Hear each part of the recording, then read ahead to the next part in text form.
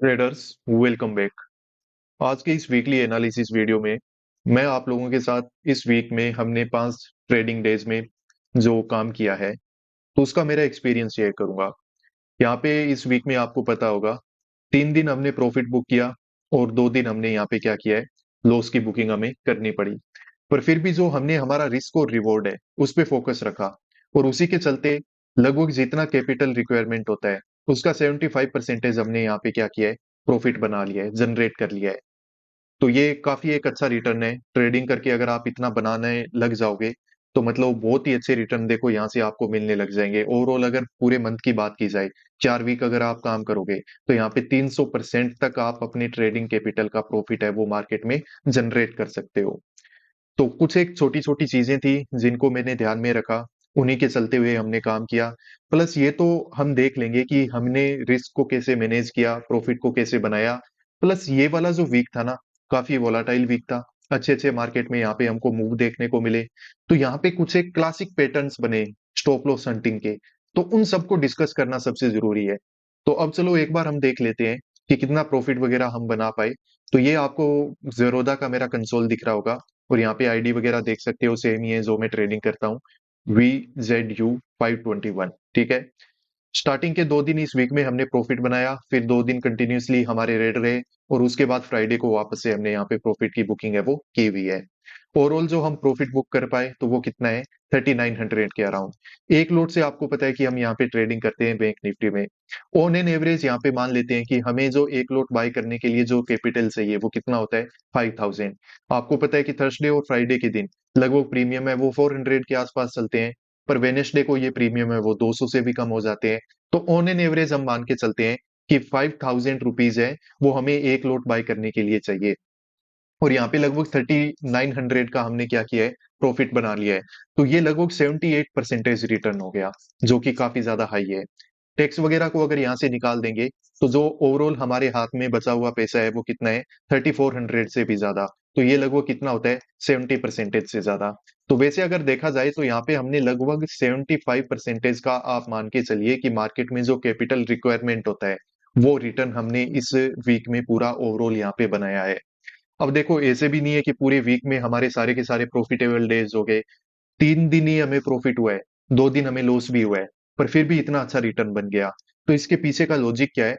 Logic ये है कि हमने ट्राई किया कि हमें जिस दिन लॉस हो रहा है वो क्या हो जाए, कम हो जाए। मैं मान के चलता हूँ कि मेरा जो एक्यूरेसी है वो अराउंड 60% ही है, इससे ज्यादा नहीं है, मेरा एक्यूरेसी इतना ही है। मैं उसी हिसाब से अपना क्या करता हूँ कि पूरा रिस्क और रिवॉर्ड को उसी हिसाब से मैंने मैनेज कर लिया।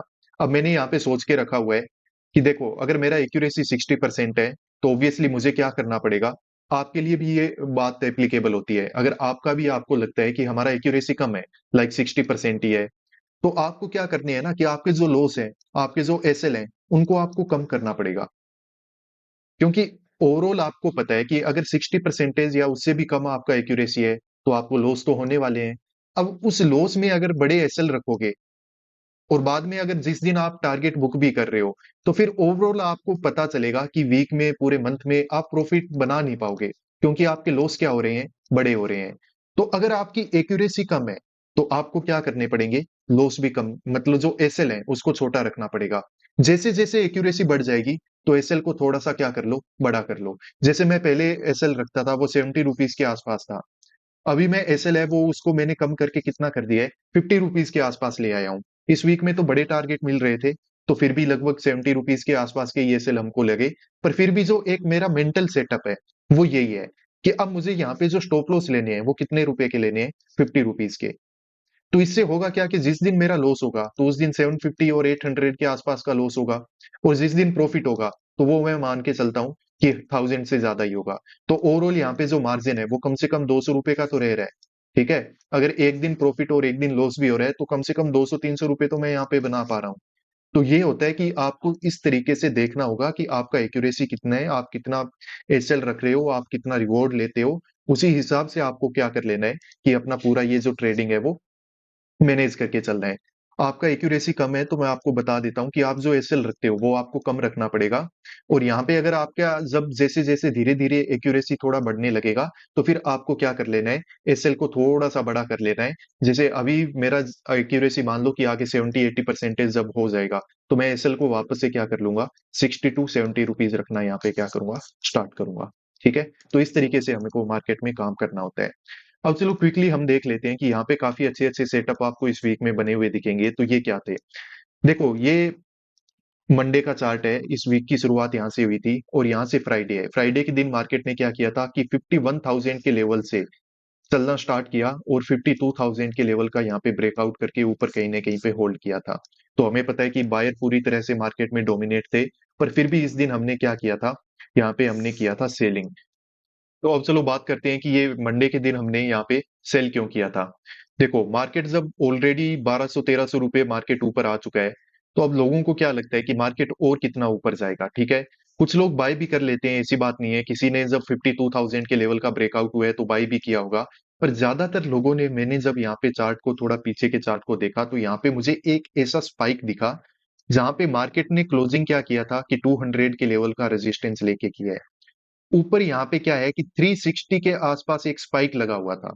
जब आप इसको डेली टाइम फ्रेम में दिखोगे ना, तो यहाँ पे एक इन्वर्टेड हैमर जैसा इस तरीके का आपको कुछ स्ट्रक्चर दिखाई देगा। तो काफी लोग क्या होते हैं कि मार्केट जब इतना ऊपर आ जाता है तो उनको लगता है कि मार्केट में अब हमको बिल्कुल टॉप मिल रहा है। वो अपना स्टॉप लॉस कहाँ रखते हैं, 200 के लेवल के ऊपर रख लेंगे, इस 360 के लेवल के ऊपर रख लेंगे और यहाँ पे क्या कर लेते हैं, सेल भी कर लेते हैं। तो अब दूसरे दिन मार्केट अगर गैप अप भी ओपन हो गया तो आपको पता है कि मार्केट में ऑलरेडी यहाँ पे क्या है, फियर है। वेट, अब मार्केट ऑलरेडी इतना 1200-1300 पॉइंट ऊपर आया है तो सेलर को वैसे भी फियर है। मार्केट फिर क्या करता है कि इस 360 के लेवल के ऊपर ही ओपन हो गया और डायरेक्टली ऊपर चलना स्टार्ट कर देगा। तो यहाँ पे सेलर के जितने भी एसएल थे ना, वो सारे के सारे खत्म हो गए। ये बात हमको पता चल गया। जैसे ही सेलर के एसएल खत्म हो गए, ऊपर मैंने एक एग्जैक्ट यहाँ पे देखोगे रेजिस्टेंस लगा के रखा था, मार्केट ने रेजिस्टेंस लिया तो हमने यहाँ पे क्या कर लिया, सेल साइड का पोजीशन बना लिया और यहाँ पे हमने अपना प्रॉफिट बुक कर लिया जो कि लगभग 2500 से अबव था। इस दिन और भी ज्यादा अच्छा प्रॉफिट बनाया जा सकता था, उस दिन मैंने आपको बोला था, क्योंकि अभी मार्केट क्या हुआ है, अपने डे लो के आसपास आया है। अब यहाँ पे क्या हुआ कि मार्केट ऑलरेडी 1200-1300 पॉइंट ऊपर आया था, फिर मार्केट अब डायरेक्टली ऊपर चलना भी स्टार्ट कर दिया, 500 के लेवल का ब्रेकआउट भी दे दिया। सेलर के तो एसएल खत्म हो गए और बायर यहाँ पे क्या किया कि इंट्राडे में काम करना स्टार्ट कर दिया। प्लस 52,000 के लेवल के बाद भी अगर बायर ने काम किया था तो उन सब का अब यहाँ पे क्या होगा, प्रॉफिट बुकिंग। तो यहाँ पे अच्छा खासा सेलिंग आ सकता है। पर जेरोधा में उस दिन कुछ ग्लिच वगैरह हुआ तो उसी वजह से हमने अर्ली एग्जिट ले लिया। नहीं तो यहाँ पे एक बहुत ज्यादा अच्छा रैली है वो उस दिन हम कैप्चर कर सकते थे। पर फिर भी देखो कि एक लोट से हमने क्या किया कि यहाँ पे 2500 से ज्यादा का क्या कर लिया, प्रॉफिट बना लिया। तो ये काफी अच्छा रिटर्न है, मुझे तो यही लगता है। दूसरे दिन देखो मार्केट ने फिर क्या किया कि 500 के लेवल से यहाँ पे मंडे को रिजेक्शन ले लिया। 52,000 के लेवल के आसपास यहाँ पे साइडवेज होके मार्केट ने क्या किया, क्लोजिंग किया। यहाँ पे मैंने ये वाला जो एग्जैक्ट रेजिस्टेंस है वो बना के रखा था 45 पे, 52,045 पे। मैंने आपको बोला कि जैसे ही इस रेजिस्टेंस को मार्केट क्लियर कर लेगा, हम यहाँ पे क्या कर लेंगे, बाय कर लेंगे। ऐसा मैंने क्यों बोला, अब आपको देखना पड़ेगा चार्ट में कि यहाँ पे आपको स्टॉप लॉस कहाँ पे दिखाई दे रहे हैं। देखो मार्केट अच्छे तरीके से ऊपर गया, उतना ही ज्यादा क्विकली नीचे आ गया। तो यहाँ पे आसपास के जो सेलर थे ना, सॉरी बायर थे, उनको मार्केट टारगेट कर चुका है। इतना जल्दी से नीचे आया, रिट्रेसमेंट किया, फिर मार्केट यहाँ पे साइडवेज हो जाता है। तो मुझे यहाँ पे दिख रहा था कि यहाँ पे सेलर ने काम कर लिया होगा। आसपास के जो बायर थे उनको एक बार मार्केट है वो परेशान कर चुका है और इस लेवल से जैसे ही ऊपर मार्केट जाएगा तो उनको अपना पोजीशन कट वगैरह करना पड़ेगा और मार्केट में 200 के लेवल तक का मूव है वो हमें देखने को मिल सकता है। एग्जैक्ट हमने हमारे प्लान के हिसाब से यहाँ पे काम किया। जैसे ही मार्केट यहाँ पे ये ब्रेकआउट वगैरह हुआ, हमने अपना पोजीशन बना लिया और 200 के लेवल के आसपास आते ही हमने क्या कर लिया, अपना प्रॉफिट बुक कर लिया। और उसके बाद देख सकते हो कि मार्केट में अच्छा खासा रिजेक्शन है वो भी यहाँ पे आ गया था। ठीक है, तो इस तरीके से हमें क्या करना पड़ता है कि सेलर के या फिर बायर के जो स्टॉप लॉस हैं उनको आइडेंटिफाई करना पड़ता है और अपनी डिसिप्लिन में रह के हमको काम करना है। उसके बाद देखो मार्केट कंटिन्यूअसली नीचे आया और यहाँ पे क्या हुआ कि 500 के लेवल का ब्रेकडाउन वगैरह भी कर दिया। अब वेडनेसडे के दिन था एक्सपायरी, और एक्सपायरी के दिन काम करना मेरे को थोड़ा रिस्की लगता है, क्योंकि यहाँ पे एग्जैक्ट मुझे मानना है कि एग्जैक्ट एंट्री बनाना बहुत जरूरी है। हमने प्री मार्केट एनालिसिस किया तो मैंने आपको बोला कि मार्केट जिस तरीके से नीचे आ रहा है, यहाँ पे 500 के लेवल का उसने डायरेक्टली क्या किया हुआ है, ब्रेक डाउन किया हुआ है। ऊपर बैठा हुआ जो सेलर है ना, जो 52,000 से के लेवल से इसको नीचे लेके आया है, हम उसको तो टारगेट नहीं कर सकते। पर यहाँ पे इस ब्रेकडाउन के बाद अगर कोई सेलर ने काम किया है, तो वो अब हम क्या करेंगे, यहाँ पे टारगेट कर सकते हैं। मार्केट ने किया कुछ वैसे ही, थोड़ा चार्ट आपको मैं छोटा करके दिखाता हूँ। देखो, मार्केट यहाँ से चलना स्टार्ट हुआ, यहाँ पे बैठा हुआ जो सेलर है ना, हम उसको टच नहीं कर सकते। पर यहाँ पे मार्केट ने क्या किया, एक रेंज में काम किया, फिर इसका नीचे ब्रेकडाउन दे दिया। अब क्लियरली यार, यहाँ से मार्केट इतने ऊपर से नीचे आ रहा है, 500 के लेवल का ब्रेकडाउन इस तरीके से देके जब क्लोज कर रहा है, आपको अगर कोई नॉर्मल ट्रेडर से पूछोगे कि यहाँ पे बाय करोगे या सेल, तो उसका रिस्पॉन्स क्या होगा, सेल करेंगे। तो मार्केट में ट्रेडर्स ने काम वैसे ही किया। तो यहाँ पे जब मार्केट में ये वाला कैंडल बन रहा था ना, जब क्लोजिंग प्राइस का यहाँ पे रेजिस्टेंस वगैरह लेने की कोशिश कर रहा है, तो बाय हम यहाँ पे कर सकते थे, पर बाय कर नहीं पाए, क्योंकि मुझे लगा कि 1-2 मिनट वेट करते हैं। पर मार्केट बहुत ही ज्यादा क्विकली देखो ऊपर चला गया, 500 के लेवल का यहाँ पे ब्रेकआउट वगैरह भी दे दिया, पर यहाँ पे हम पोजीशन बना नहीं पाए। फिर रिट्रेसमेंट में हमने यहाँ पे कहीं पे बाय किया था, ठीक ठाक हमें प्रॉफिट भी नजर आया, पर रिट्रेसमेंट में भी थोड़ा एंट्री करने में हम लेट हो गए, तो यहाँ पे प्रॉफिट बुकिंग हो नहीं पाया। हालांकि यहाँ पे 900 के आसपास का प्रॉफिट हम देख चुके थे। मुझे उम्मीद थी कि ये एक बार जो विक यहाँ पे मार्केट ने बनाई है, इसका ब्रेकआउट वगैरह देखने को मिल जाएगा, पर वैसा कुछ हुआ नहीं। मार्केट में रिजेक्शन आया, तो यहाँ पे हमें क्या हो गया, लॉस हो गया। अराउंड 1000 रुपीज के आसपास का लॉस है, वो हमने यहाँ पे बुक किया था। तो ठीक है, प्रॉफिट होते हैं तो लॉस भी कभी कभार हो जाते हैं। अब यहाँ पे अगर आप जिद करके बैठ जाओगे कि ऊपर हमें तो 500 का लेवल दिखाई दे रहा है, यहाँ पे मार्केट ने क्या कर रखा है, डबल बॉटम जैसा पैटर्न भी बना के रखा है, तो यहाँ पे तो सेलर काम करेगा और एसएल हंटिंग के अकॉर्डिंग ये ऊपर जाना चाहिए। देखो, बात आपकी सही है, ऊपर इसको जाना चाहिए था, एसएल हंटिंग में काम तो हम ऐसे ही करते हैं। पर उस दिन नहीं गया, मार्केट नीचे आ गया, बायर को परेशान करके, और फिर मार्केट ने क्या किया है, इस लेवल का यहाँ पे कहीं ना कहीं पे ब्रेकआउट वगैरह दिया है। एसएल हंटिंग ने काम तो किया, पर हमारे रिस्क और रिवॉर्ड में रह के नहीं किया। तो आपको हमेशा क्या करना है, अपने रिस्क और रिवॉर्ड को बिल्कुल डिसिप्लिन के साथ फॉलो करना है। अब यहाँ पे अगर आप बैठे रहोगे कि नहीं नहीं मैं तो वेट करूंगा वेट करूंगा, हो सकता है इस दिन तो आपको ब्रेकआउट वगैरह देखने को मिल गया, पर कभी कभार नहीं भी होता है, मार्केट कंटिन्यूअसली साइडवेज हो जाएगा या फिर नीचे चला जाएगा, पूरे का पूरा आपका रिस्क रिवॉर्ड है वो यहाँ पे क्या हो जाएगा, खराब हो जाएगा। उसके बाद मार्केट ने क्या किया, पूरी तरीके से एक साइडवेज मोमेंटम किया है। नीचे 51,000 का लेवल आपको यहाँ पे दिखाई देगा, ऊपर आपको 500 का लेवल यहाँ पे दिखाई देगा। अब यहाँ पे बायर ने अपना स्टॉप लॉस इस लेवल के नीचे रखा हुआ है, और यहाँ पे जो मेजर जो सेलर के अगर कोई स्टॉप लॉस आपको मिलेंगे, वैसे उसको पहले ही मार्केट परेशान कर चुका है, पर फिर भी अगर मिलेंगे तो वो कहाँ पे मिलेंगे, 500 के लेवल के ऊपर। तो ये था वेडनेसडे की एक्सपायरी। अब बात कर लेते हैं कि थर्सडे को फिर हमने क्या काम किया। सेम प्रॉब्लम हमारे साथ यहाँ पे भी हो गई। मार्केट में हमें क्या दिख रहा है कि मार्केट में वापस से 500 के लेवल के नीचे यहाँ पे क्या कर रहा है, डबल बॉटम जैसा स्ट्रक्चर यहाँ पे बना रहा है। तो मैंने सोचा कल तो मार्केट ने यहाँ पे इतना इजीली ब्रेकआउट वगैरह नहीं दिया, आज हो सकता है दे दे। तो उसी के चलते हुए मैंने शायद यहाँ कहीं पे या फिर यहाँ कहीं पे बाय कर लिया था। पर मार्केट वापस से क्या हो गया, कंटिन्यूअसली नीचे आ गया, उसके बाद वो ब्रेकआउट हो गया। ठीक है, तो ये 2 दिनों में जैसा हमारा एनालिसिस था, ऐसे नहीं है कि हमने कुछ ज्यादा ही गलत एनालिसिस कर लिया। मार्केट में ब्रेकआउट तो हुए, पर पहले हमारा यहाँ पे क्या हो गया, स्टॉप लॉस हिट हो गया। चलो कोई नहीं, हो जाता है कभी कभार, इसमें कोई दिक्कत नहीं है। पर यहाँ पे ऐसा हुआ क्यों, उसको जान लेना आपके लिए जरूरी है। देखो, बात यह है कि यहाँ पे देखो इस तरीके से मार्केट ने स्पॉट लेके क्लोज किया है।